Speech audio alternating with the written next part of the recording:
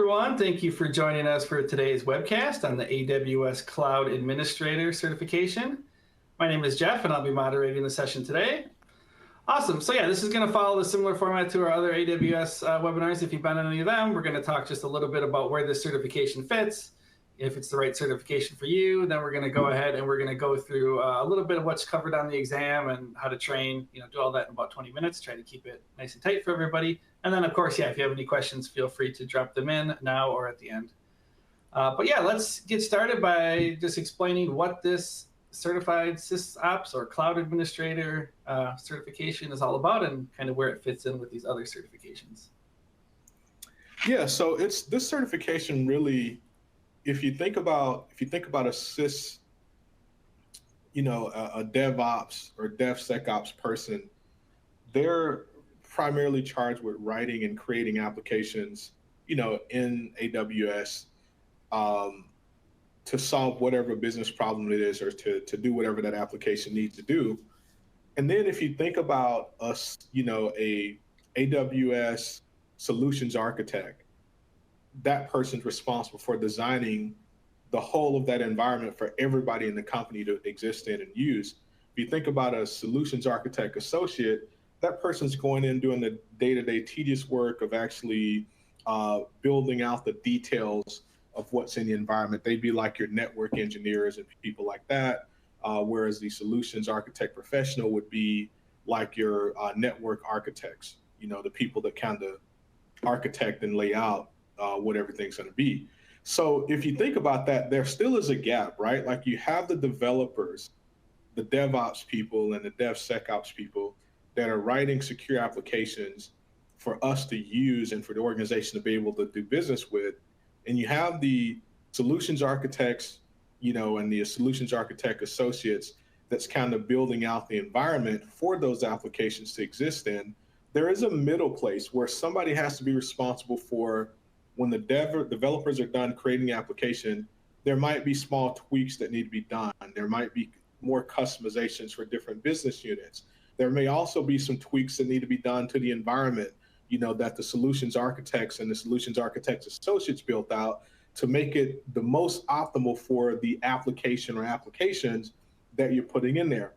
That is primarily what a SysOps administrator does, is they kind of straddle the fence and they do a little bit of touching the application and optimizing it for how they're going to be using it in different business units, but they also touch on some of the other stuff that has to do with some of the solutions architect professional types of learning objectives as well. So it's a great in between where you can kind of touch, the dev side and the architecture side. So it's to me, it's one of the most important roles, and it's one of the most interesting because you get to kind of sit on both sides.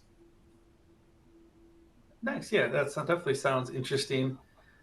We shared some of these job market stats on our previous webinar, but if you're interested in a specific certification, AWS did begin offering certifications back in 2013, and the SysOps Administrator was one of the first certs that they made available, and it was last updated a couple of years ago. We talked about the salary for previous AWS certifications, and this one's also on the list. I think obviously salary varies quite a bit depending on where you live and job role experience, all that, but that is the average salary according to the top 20 IT certifications report that comes out every year. So definitely the opportunity to make some good money with this cert. Yeah, anything you want to add about the AWS market or this certification in particular in terms of demand and job roles? Yeah, so I think this is definitely going to continue to go up, the demand and the different roles that'll be out there. And if you look at these salaries, I think these are pretty good, like mid-range average salaries here, but understand that like people that are very good at this and have, 4 or 5 years experience doing SysOps work can make much, much more than what you see here if they're kind of like a person that's like really into it and they hone their skills. So these salaries are really meant to be median. So just know that you can come in at a lot lower range if you're completely brand new. You might be coming in at like 80,000 as someone that's just learning how to do this. But if you got 5 years experience, you might be coming in at, 2 times what the salary says. right? If you have the right experience and get the right job. So just know that it varies, and these entry-level salaries don't necessarily reflect what your potential is. Great. Yeah, let's talk a little bit now about, I'm sure the people on the call or people watching on demand are, wondering if this is the right certification for them. You talked a little bit about setting the stage for those 4 different certifications on that other slide, but any, particular things you want to call out here for the folks listening in to, for if this is a good cert for them or what they need to do to prepare before taking a training and attempting the cert? Yeah, so there's no required prereqs to take it. Amazon doesn't do that with a lot of their certifications, but we have some of the our recommended prerequisites listed here, such as the technical essentials course, have a background in software development or systems administration. Now, I want to pause on that bullet point because it's easy to read that as like, these two things are the same thing or they're close. They are completely different things.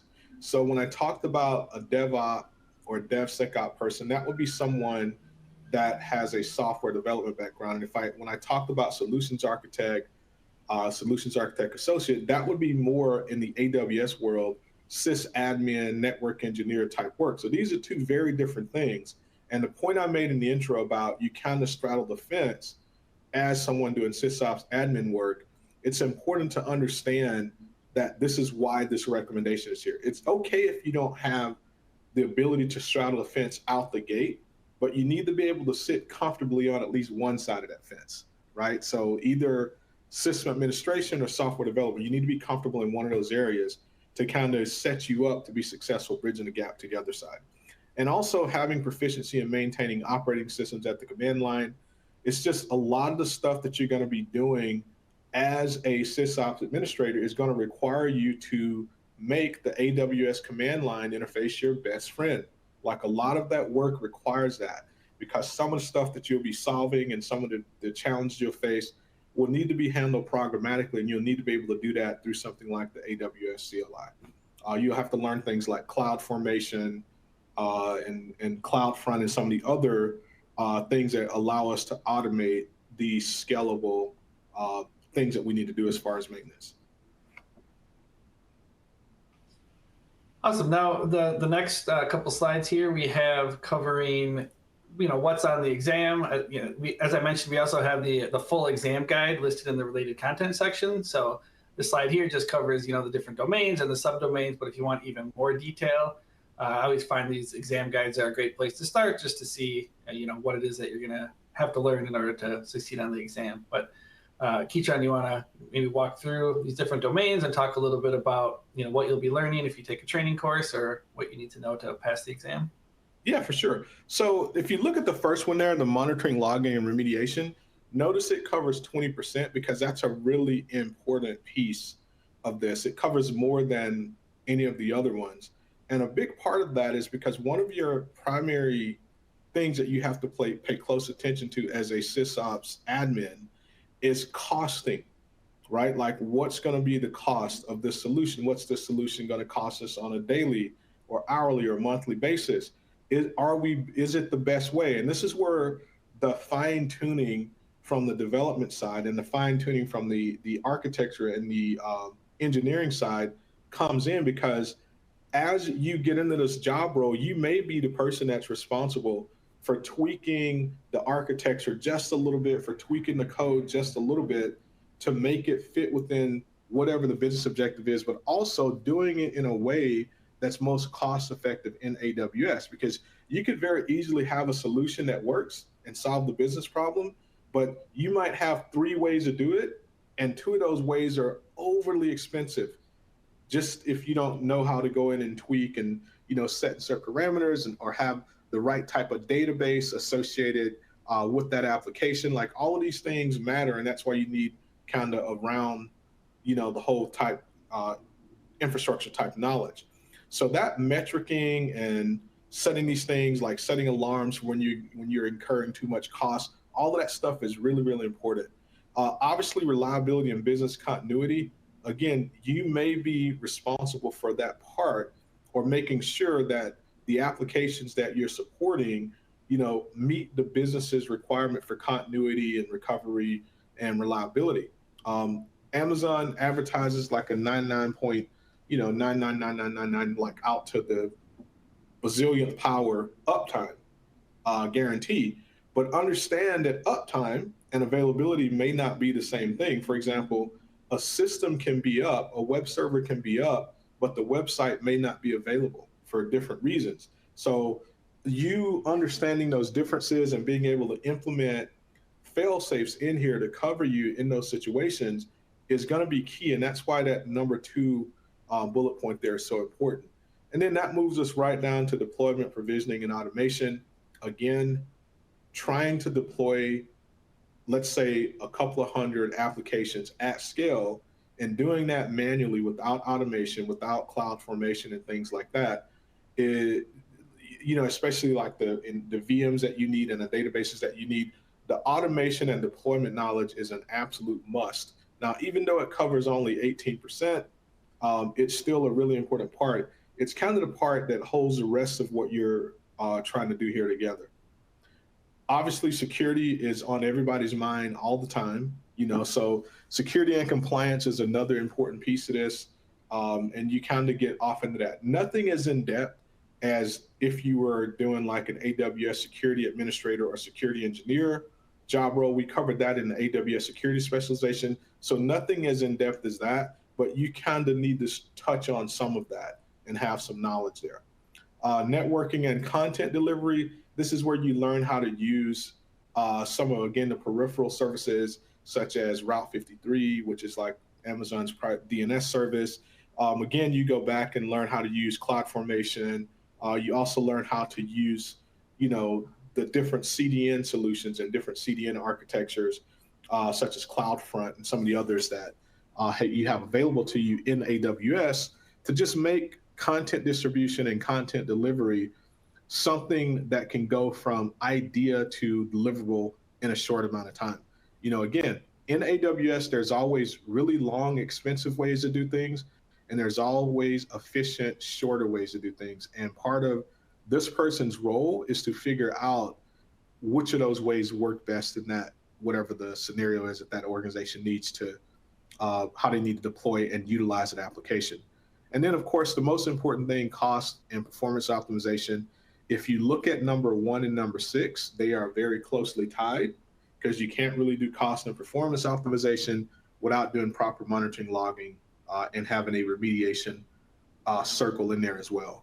You need monitoring and logging to do cost and performance optimization, because you need to be able to track what's happening, how it's happening, why it's happening, how much it costs, and then we can adjust based on that. So I would almost look at 1 and 6 as very interlocking, right? There's a lot of back and forth between those.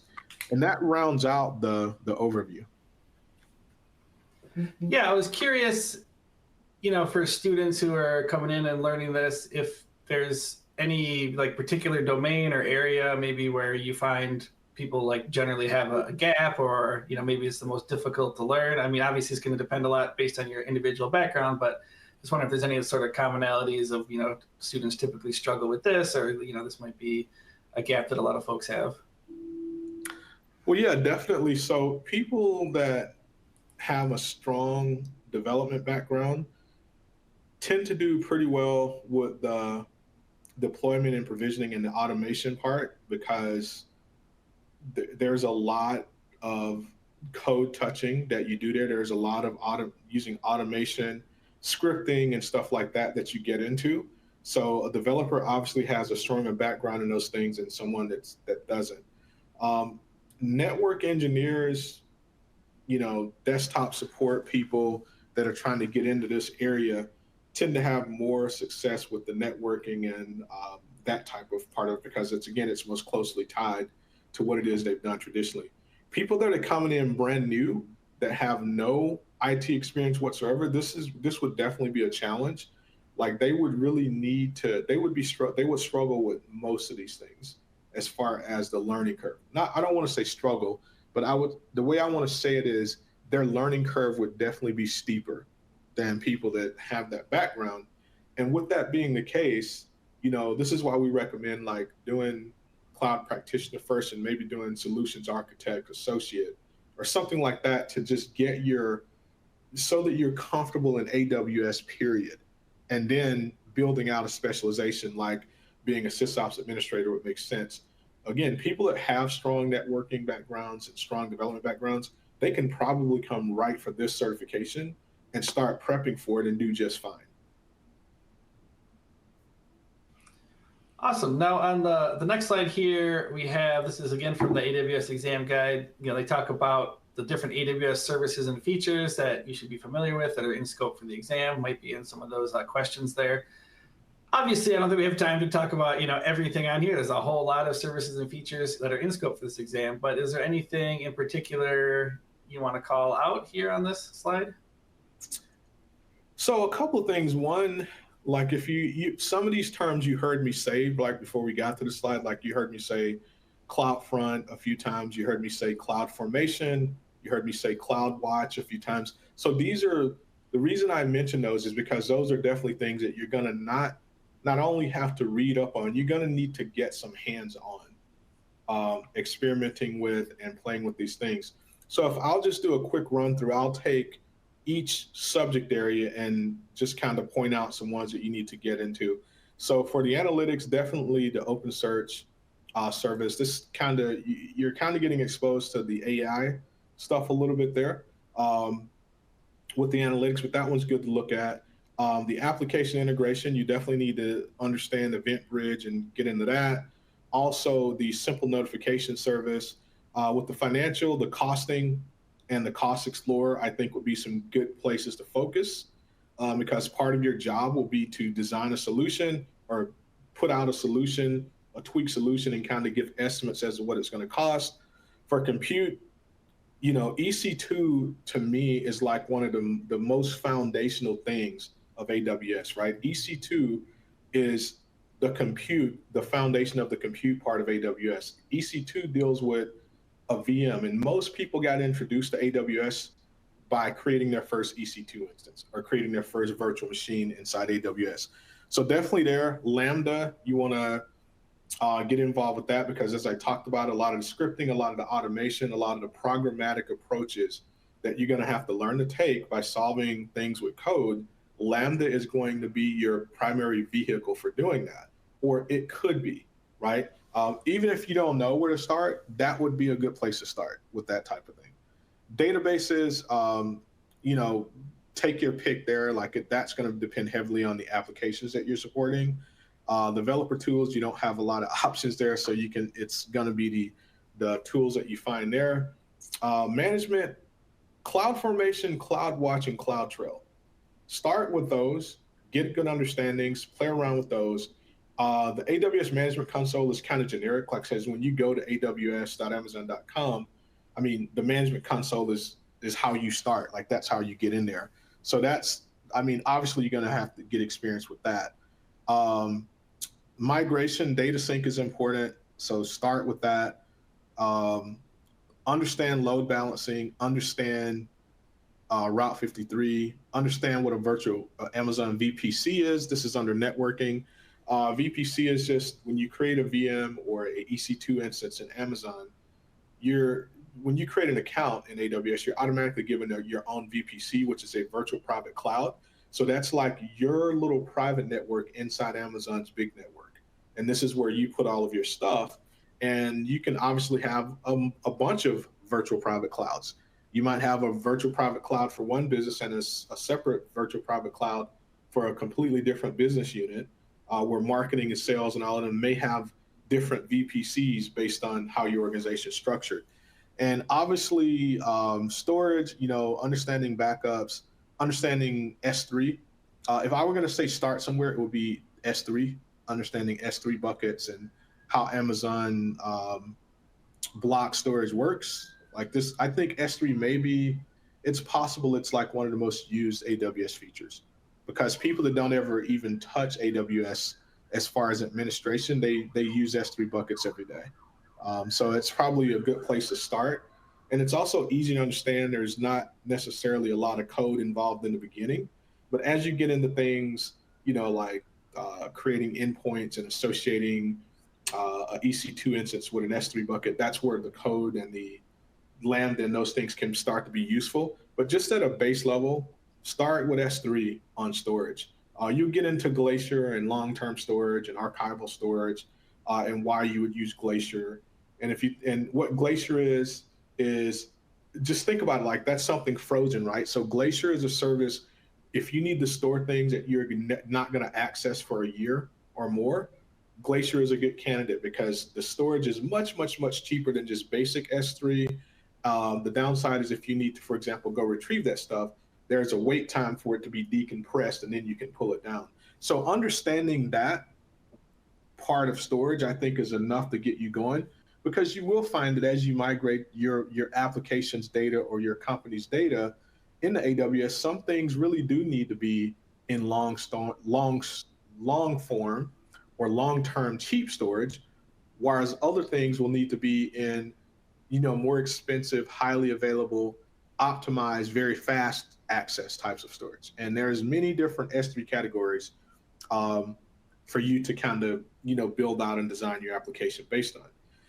And then, of course, security and compliance, I would say start with guard duty and identity and access management. These are like key components. Then you might move into KMS, which is the key management service, because you want to understand, like, when you create these cryptographic keys, like, where are they going?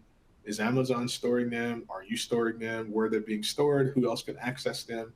These are questions that you might ask, and digging into the KMS service and understanding that is how you get there. Now, I gave you this approach based on two things. One, becoming functional and useful very quickly in the environment. And then two, these things that I named are good kind of base points or hubs to allow you to branch out into all the other things in these different study areas here.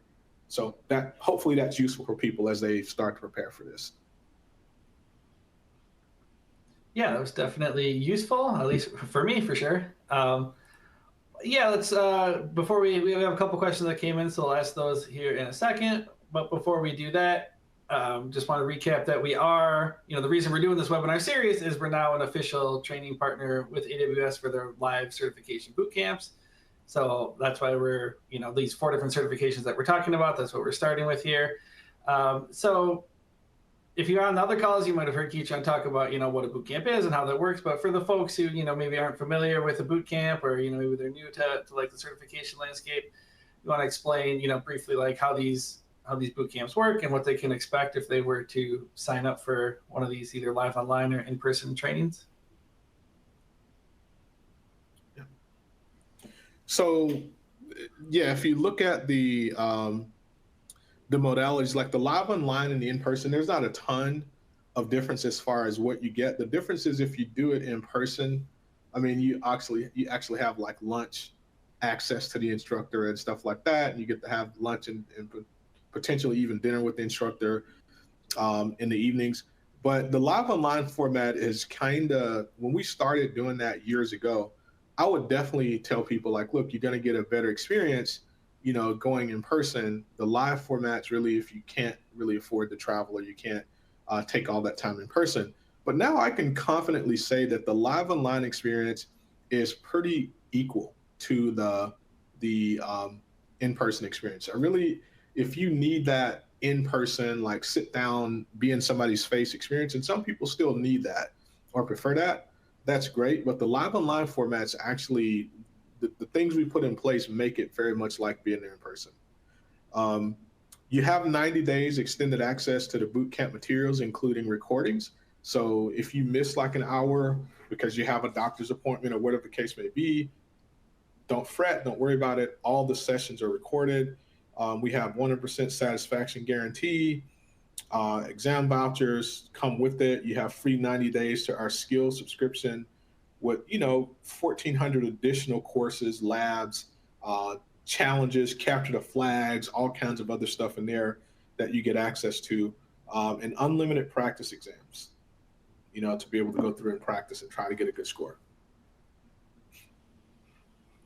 All right, we have a few minutes left, so we'll just hit a couple of questions before we wrap up. Appreciate everyone for joining us. One of the questions, if you're someone who's started out in, IT, maybe you're working in the help desk and now you're looking to get into the, the AWS and the cloud side of things. You talked a little bit about like the skills you would need, but this person's wondering like how long it would take them if, all they've really done is help desk so far and they want to get into the cloud, like should they start with this certification, or how long would it take them, to sort of learn these things? I know you mentioned for people who are new, it might take a little while to like master those 6 domains that you talked about previously. Mm-hmm. Yeah. Really, like it boils down to, like is this your end goal? Like, do you want to stop at the point of being like just a great SysOps admin? Like, is that what you want to do? Or is this like a journey where you're getting this skill set long enough, you're staying in this skill long enough just to move on to something bigger and better? That'll have a lot of, control and kind of inform a lot of how you approach that. Yeah, it definitely makes sense. And then, the last question, we talked about the 4 different certs. I believe you said you have all these certs. Is you recommend people get multiple certifications, or should they start with, the solutions architect associate, or does it, just any advice on people who are considering, looking at these 4 and, thinking, hey, maybe I should get these 2, or maybe I should get all 4, or should I just get 1? Any thoughts there? Yeah, so Amazon has like 11 or 12 certs, and I definitely don't have all 11 or 12 of them, right? But I would say someone that, if you're brand new to IT and you're brand new to doing IT type work, you should definitely start with Cloud Practitioner. Like that's kind of like my blanket recommendation there. And you're trying to become a technical AWS practitioner. If you're interested in just managing and understanding cloud technologies in general, and you're going to manage an AWS team, there is a ISC squared CCSP certification that's vendor neutral, and it just kind of gives you an overview of the landscape. So you may start there if you're just looking to be a manager, like of an AWS team, for example. But let's say you want to end up being a cloud security engineer or cloud security architect. The path I would recommend would be solutions architect, and then go right into the security specialization. That's if you have a very strong, very, very strong networking background and some architecture background with traditional networks. If you don't have that strong background, solutions architect associate, then solutions architect professional, then security. That's if you want to go to security engineer, security architect route. If you just want to be like a high performance cloud network engineer, then obviously you go with the advanced networking specialization, but you still start the same path. You'd still start with solutions architect, associate, or professional, depending on your background, and then you'd move right into the advanced networking specialization, right? So, and then if you wanted to really take advantage of what is probably the biggest movement in the history of technology, which is AI, then you would start with solutions architect or solutions architect associate. You would probably move into the machine learning specialization after that. And not that I can say a lot about it, but Amazon's released, there's going to be other certifications that come about in the future that can continue to push you along in that journey. So it just depends on where you want to end up. That will dictate the path that you take as far as getting into it. Now, understand, if you don't have any data science background, you don't have any machine learning experience at all, you've not taken a single course, then going for that machine learning specialization is going to be a huge challenge. So in between your solutions architect and your machine learning specialization, you're going to need to do some remediation in just basic data science, Python and R, understanding what machine learning actually is, building out like some practice use cases and stuff like that to get yourself pivoted properly or positioned properly so that then you can be successful going along that machine learning route. I mean, it's not for the faint of heart. To this day, I still say it's the most difficult certification exam I've taken, and it was because I didn't traditionally come from a data science background. So I had to go do all that stuff and learn all that stuff, and took some classes through Harvard and MIT and University of Texas and some others, just some one-off courses, some hands-on courses to build up my knowledge to where I would be successful. So I would recommend that if you're going the machine learning route. All right, with that, we are out of time, so we'll go ahead and wrap up. As a reminder, we do have one more webinar in this series where we're going to be talking about the DevOps certification, so we'll be doing that next Wednesday if you want to learn about that one. But a big thank you to everyone for joining us and for Keytron for sharing expertise today. As we wrap up, a short survey will appear, and we'd greatly appreciate if you fill that out to give us some feedback on this webinar and what you would like to see in the future. Have a great day, everybody. Thanks.